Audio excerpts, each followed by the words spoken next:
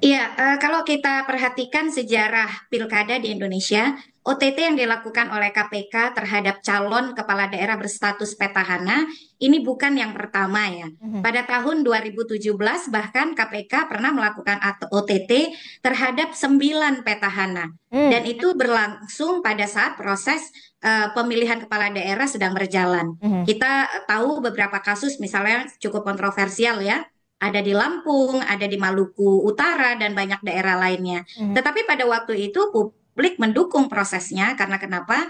Ya, KPK mampu meyakinkan bahwa ini memang proses hukum yang harus dilakukan dalam rangka penegakan penegakan hukum atas tindak pidana korupsi. Jadi saya kira kalau ini sebuah penegakan hukum dan itu dilakukan terhadap seorang petahana, ya memang akan selalu ada dua sisi ya, kontra, pro dan kontra Mhm. begitu. Tetapi yang akan menjawab apakah ini ada aspek politik atau tidak, ya proses penegakan hukum yang terbuka, transparan dan akuntabel. Mhm. Bagaimanapun penegakan hukum yang berkeadilan itu tidak boleh terhenti hanya karena proses pilkada sedang berlangsung. Mhm. Justru kalau terhenti yang akan dirugikan adalah publik atau warga sendiri di daerah tersebut. Mhm. Dan kalau kita bicara Bengkulu, ini bisa dikatakan hat-trick ya terkait dengan OTT terhadap petahana Mhm. atau terhadap gubernur yang sedang menjabat. Mhm. Sebelumnya kita juga tahu ada kasus pidana korupsi yang melibatkan Gubernur Agus Rin, lalu yang setelahnya juga ada Ridwan Mukti begitu, dan sekarang harus terjadi lagi kepada petahana Rohidin Marsya. Mhm. Apakah ini berkaitan dengan misalnya politisasi, kontestasi pilkada? Mhm. Itu kan asumsi-asumsi Mhm. yang kita hanya bisa menjawab melalui proses penegakan hukum. Oleh karena itu ya yang harus dilakukan oleh semua pihak adalah mengikuti proses penegakan hukum ini, Mhm. dan KPK tentu saja perlu terbuka, transparan dan akuntabel dalam setiap prosesnya. Oke.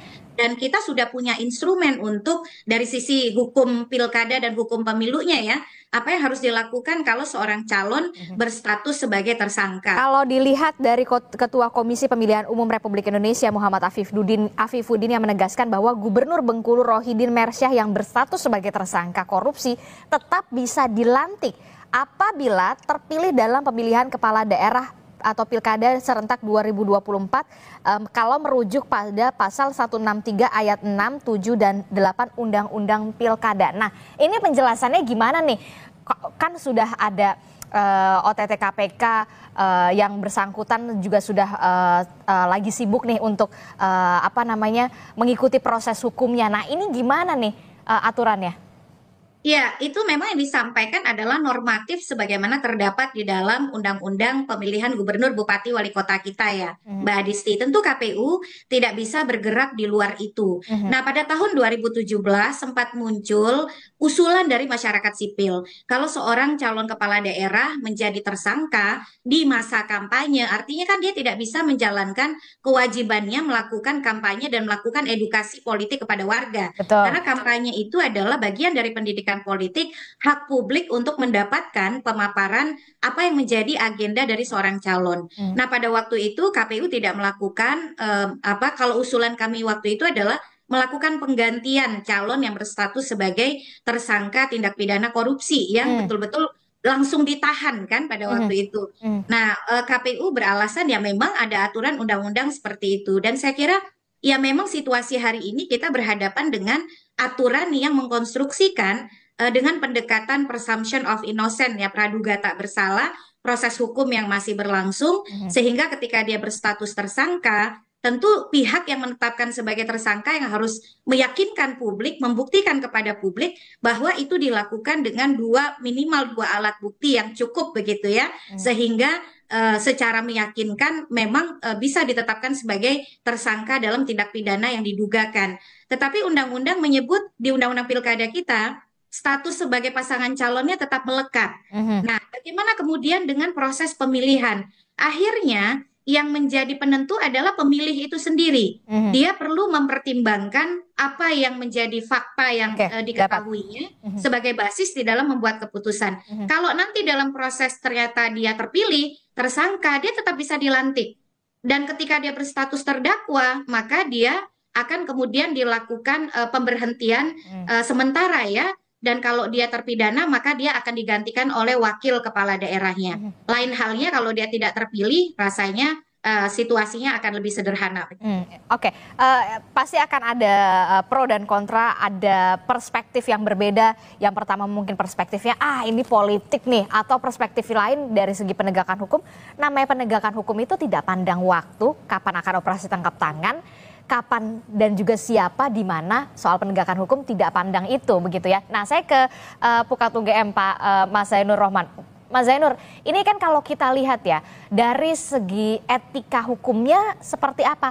Kalau KPK melakukan operasi tangkap tangan, kalau tidak salah di hari Sabtu, sementara ini ada perbedaan nih. Kalau kejaksaan mengatakan apapun soal pilkada ini di hold dulu.